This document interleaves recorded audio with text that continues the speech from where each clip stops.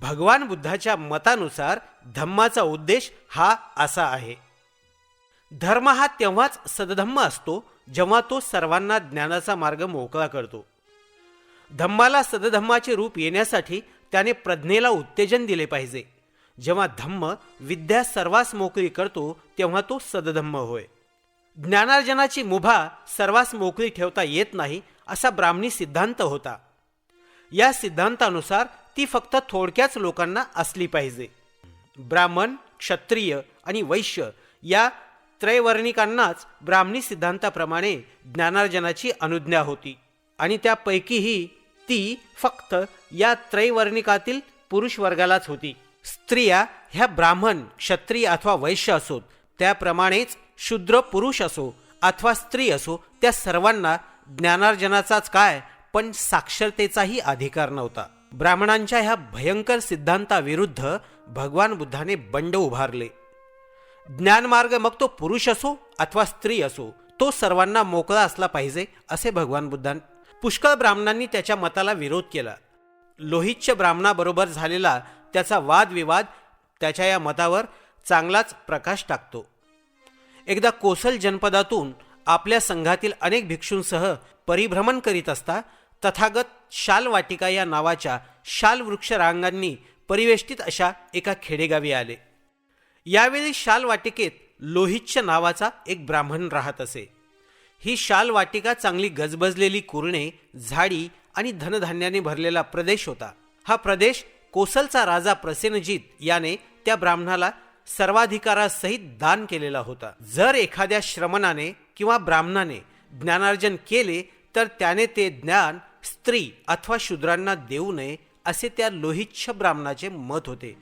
तथागत शालवाटिकेत राहत आहेत हे लोहितच्या ब्राह्मणाला कळाले. हे कळाल्यावर लोहितच्याने आपला न्हावी भेसिक यास सांगितले, भेसिका, इकडे ये.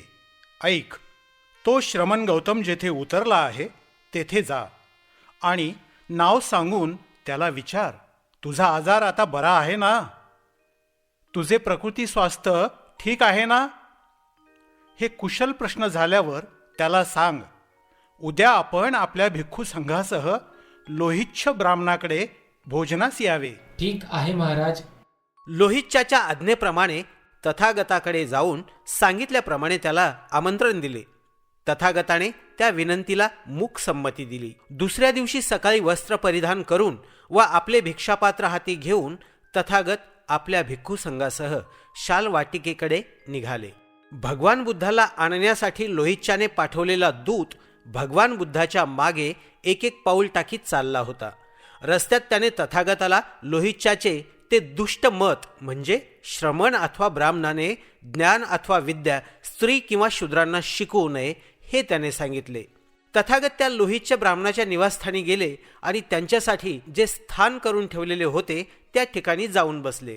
त्या लोहितच्या ब्राह्मणाने बुद्ध संघप्रमुखाला आपल्या हाताचे गोड, कठीण आणि मऊ प्रकारचे अन्न तो नको नको म्हणेपर्यंत वाढले.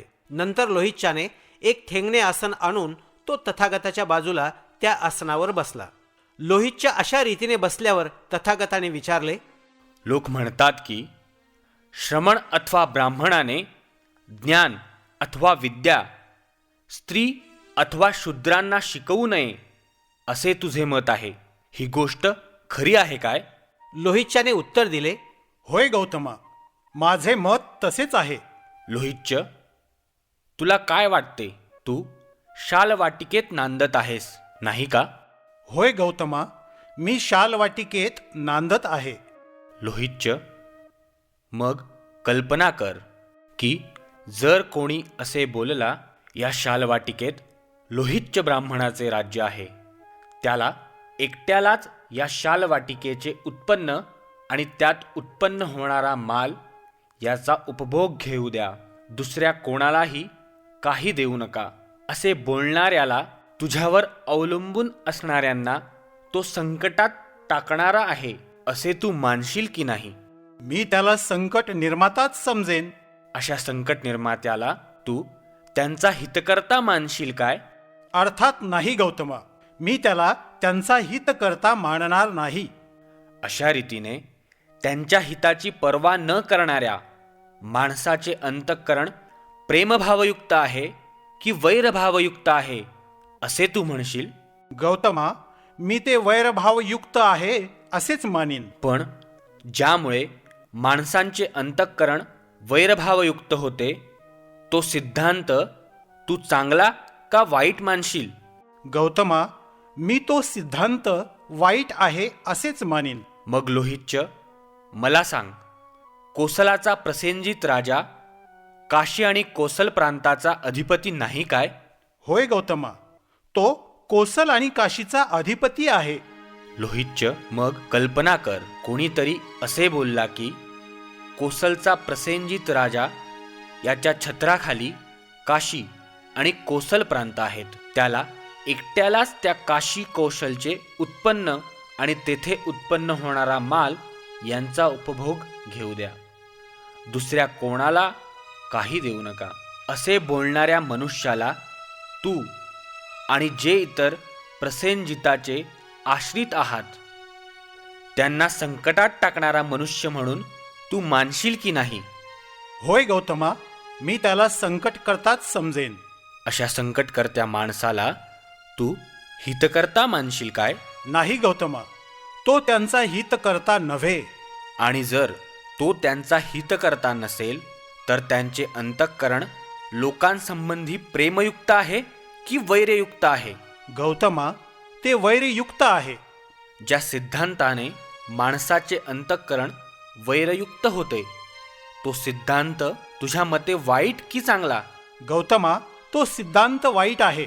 मग लोहितच्या, तू हे मान्य करतोस की जर तुला कोणी सांगू लागले की तू शाल वाटिकेचा स्वामी असल्यामुळे तिच्या उत्पन्नाचा आणि मालाचा तू एकट्यानेच उपभोग घ्यावा, दुसऱ्या कोणालाही त्यातील काही एक देऊ नये, त्याप्रमाणे कोणी असे बोलू लागला की कोसलचा प्रसेनजित राजा काशी कोसलचा राजा असल्यामुळे त्याचे सर्व उत्पन्न त्याने एकट्यानेच भोगावे, दुसऱ्या कोणाला त्याने काही देऊ नये, तर तो तुझवर अवलंबून असणाऱ्या लोकांना आणि त्याप्रमाणेच तुला आणि तुझ्यासारख्या राजाच्या आश्रितांना संकटात टाकणारा ठरेल.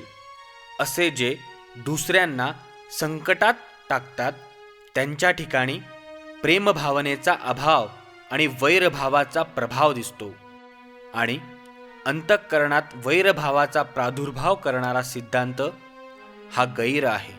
तद्वत हे लोहितच, जो कोणी श्रमण अथवा ब्राह्मण विद्या आणि ज्ञान स्त्री पुरुषांना देऊ नये असे म्हणतो त्याचे ते मत वैरभावावर आधारल्यामुळे तो संकट निर्माता ठरतो.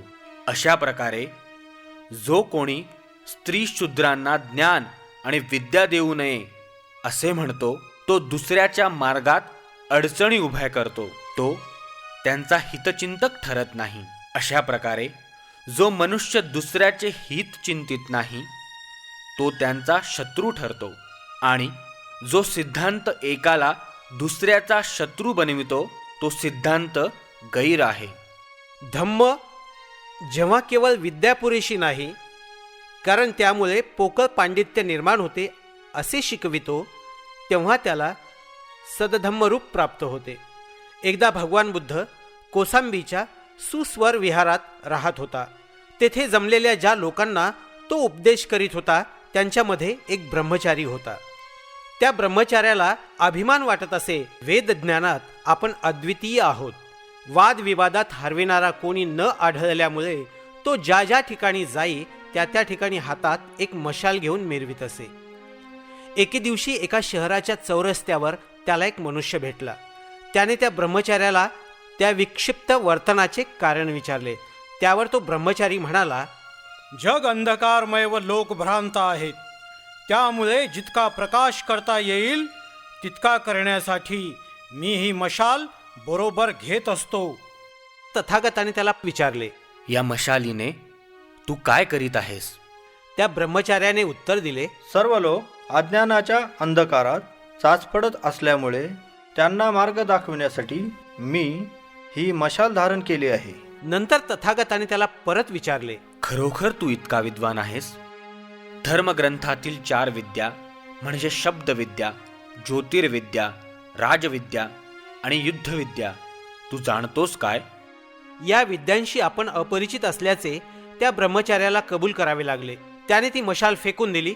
भगवान बुद्धाने त्याला उद्देशून म्हटले, मनुष्य कितीही विद्वान असला तरी तो जर इतरांचा तिरस्कार करण्याइतका स्वतःला मोठा मानू लागला तर तो हातात मेणबत्ती धरलेल्या आंधळ्या माणसासारखा आहे. स्वतः आंधळा आणि इतरांना तो काय प्रकाश दाखवणार? धम्म जेव्हा प्रज्ञेची आवश्यकता शिकवितो तेव्हा तो सदधम्मरूप पावतो. ब्राह्मण विद्या ही विद्या म्हणून महत्वाची मानित. माणूस विद्वान असला आणि मग तो जरी सद्गुणी नसला तरी ते त्यास पूज्य मानित.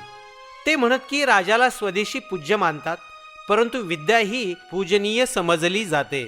त्यांना सुचवावयाचे असे की विद्वान हा राजापेक्षा थोर आहे. भगवान बुद्धाने विद्या आणि प्रज्ञा यात भेद केला आहे. तो भेद म्हणजे ज्ञान आणि शहाणपणा यांच्यामधील भेद आहे. असेही कोणी म्हणेल की ब्राह्मणही प्रज्ञा आणि विद्या यांमध्ये भेद करीत आहे. ते कदाचित खरेही असेल, परंतु भगवान बुद्धाची प्रज्ञा आणि ब्राह्मणाची प्रज्ञा यात महद अंतर आहे. अंगुत्तर निकायातील एका प्रवचनात भगवान बुद्धाने हा भेद फार चांगल्या रीतीने स्पष्ट केला आहे. एका प्रसंगी तथागत राजगृहाजवळच्या वेलुवनात रामाच्या कलंदक निवासात उतरला होता.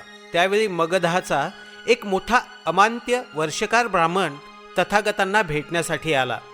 आदराने तथागतांना अभिवादन केल्यावर तो त्यांच्या समीप बसला आणि म्हणाला, श्रमण गौतमा, जेव्हा पुरुषांच्या अंगी 4 गुण असतात तेव्हा त्याला मोठा शहाणा आणि थोर मानतात. ते 4 गुण कोणते? पहिली गोष्ट म्हणजे तो विद्वान असला पाहिजे. म्हणजे कोणतेही वचन उच्चारता क्षणीच त्या वचनाचा तत्काळ अर्थ समजून त्याला तो सांगता आला पाहिजे. त्याशिवाय त्याची स्मरणशक्ती चांगली असली पाहिजे. पूर्वी घडलेल्या किंवा बोललेल्या गोष्टींचे स्मरण असले पाहिजे आणि करता आले पाहिजे. गृहस्थी माणसाच्या सर्व कर्तव्यात तो कुशल आणि तत्पर असला पाहिजे. कोणते करणे योग्य आणि कोणती कारणे उचित हे ठरविण्यात तो तरबेज असला पाहिजे. श्रमण गौतमा, माणसाच्या ठिकाणी हे गुण असले की आम्ही त्याला श्रेष्ठ पुरुष समजतो. जर हे गुण गौतमांना प्रशंसनीय वाटत असतील तर याच गुणांच्या आधारे त्यांनी माझी प्रशंसा करावी. उलटपक्षी त्यांच्या मते मी जर दोषास्पद असेन तर ह्याच गुणांच्या आधारे त्यांनी मला दोष द्यावा. ब्राह्मणा, या गुणांच्या आधारे मी तुझी स्तुतीही करू शकत नाही किंवा तुला दोषही देऊ शकत नाही. तू सांगितलेस त्यापेक्षा अगदी वेगळे असे 4 गुण पुरुषाच्या अंगी असले तरच मी त्याला प्रज्ञावान मानतो. हे 4 गुण म्हणजे, प्रथम असा गुणसंपन्न मनुष्य बहुजन हितरत आणि बहुजन सुखरत असला पाहिजे. स्वभावतः रम्य आणि स्वभावतःच लाभदायक आहे अशा आर्य मार्गाचे त्याने पुष्कळशा माणसांना अनुयायी बनविले असले पाहिजे. ज्या विचारांशी तो समरस होण्याचे ठरवितो त्या विचारांशी त्याला समरस होता आले पाहिजे आणि ज्या विचारांना मनात स्थान द्यायचे नाही असे ठरवितो त्या विचारांपासून त्याला दूर राहता आले पाहिजे. जे संकल्प तो मनात उत्पन्न व्हावे असे म्हणतो ते त्याला मनात उत्पन्न करता आले पाहिजेत, किंवा जे संकल्प मनातून काढण्याचे तो इच्छितो ते मनात उत्पन्न होणार नाहीत अशी खबरदारी त्याला घेता आली पाहिजे. म्हणजे विचाराबाबतीत तो स्वतःच्या मनाचा पूर्णाधिकारी असला पाहिजे. त्याप्रमाणेच लोकोत्तर विचारांशी निगडीत अशी जी 4 ध्याने ज्यात रममाण होणे ह्या जीवनातही सुखकर आहे ती त्याला स्वेच्छेने सहजपणे विनासायास साधता आली पाहिजेत. तो जीवनाच्या संपूर्ण ज्ञानाने बंधनकारक अशा आसवांचा नाश करतो, चित्त विमुक्त करण्याचे ज्ञान प्राप्त करतो. प्रज्ञेमुळे लाभलेल्या ह्या विमुक्तीचा तो इहजन्मी उपभोग घेतो. म्हणून हे ब्राह्मणा, नाही, तू सांगितलेल्या गुणदोषांच्या आधारे मी तुझी स्तुती करू शकत नाही अथवा तुला दोष देऊ शकत नाही. परंतु मी सांगितलेले 4 गुण ज्याच्या ठिकाणी असतात त्याला मात्र मी प्रज्ञावान आणि थोर मनुष्य समजतो. श्रमण गौतमा, हे खरोखर आश्चर्य आहे. किती चांगल्या रीतीने तू हे सांगितले आहेस.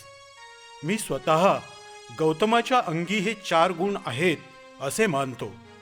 तो बहुजनांच्या हितासाठी आणि सुखासाठी झटत असतो. तो त्यांना स्वभावतः सुंदर आणि हितकारक आहे हे दाखविणाऱ्या आर्य मार्गात आणून सोडतो. खरोखर गौतम हा ज्या विचारावर आपले चित्त एकाग्र करावे असे ठरवतो, त्यावर तो आपले चित्त एकाग्र करू शकतो. तो आपल्या विचारांचा स्वामी आहे. खरोखर गौतम हा इच्छेनुसार 4 ध्याने करू शकतो. खरोखर तो आस्वनाशाने आपले अंतकरण विमुक्त करतो. ही विमुक्ती तो प्रज्ञेने साधतो आणि त्या स्थितीत तो सदैव राहतो. या ठिकाणी भगवान बुद्धाची प्रज्ञा आणि ब्राह्मणाची प्रज्ञा यांमधील भेद अगदी स्पष्ट शब्दात केला आहे. या ठिकाणी भगवान बुद्ध प्रज्ञेला अधिक महत्वाची का मानतो हे त्याने स्पष्ट केले आहे.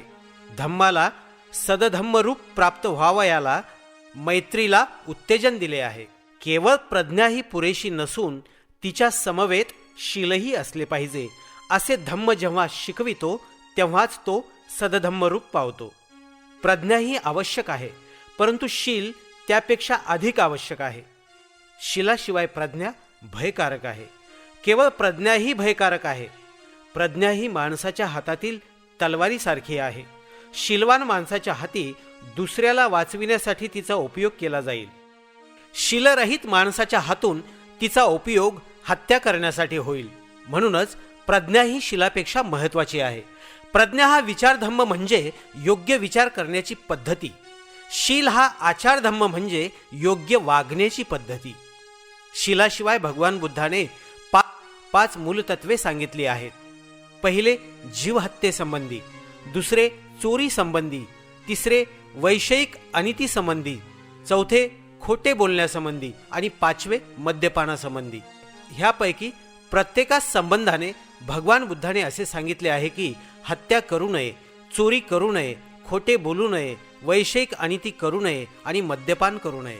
बुद्धाने प्रज्ञेपेक्षा शीलाला महत्त्व का दिले याचे कारण स्पष्ट आहे.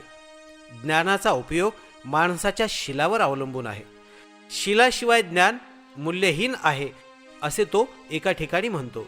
दुसऱ्या ठिकाणी तो म्हणतो की शीला समान या जगात दुसरे काही नाही. शील हा प्रारंभ आणि शेवट आहे. सर्व कल्याणाचे ते उगम स्थान आहे. सर्व चांगल्या अवस्थातील म्हणून आपले शील शुद्ध करा. धम्म जेव्हा प्रज्ञा आणि शील यांच्याविषयी करुणेची आवश्यकता प्रतिपादतो तेव्हाच तो सदधम्मरूप पावतो. बुद्ध धम्माचे अधिष्ठान काय या संबंधी काही अंशी मतभिन्नता आहे. प्रज्ञा हीच केवळ त्याच्या धम्माचे अधिष्ठान आहे की करुणा हीच त्याच्या धम्माचे अधिष्ठान आहे. या वादामुळे बुद्ध अनुयायांमध्ये 2 शाखा उत्पन्न झाल्या. एक शाखा म्हणते प्रज्ञा हीच बुद्ध धम्माचे अधिष्ठान आहे. दुसरी शाखा म्हणते की करुणा हीच बुद्ध धम्माचे अधिष्ठान आहे. ह्या दोन्ही शाखा अद्यापही एकमेकांपासून विभक्त झालेल्या आहेत.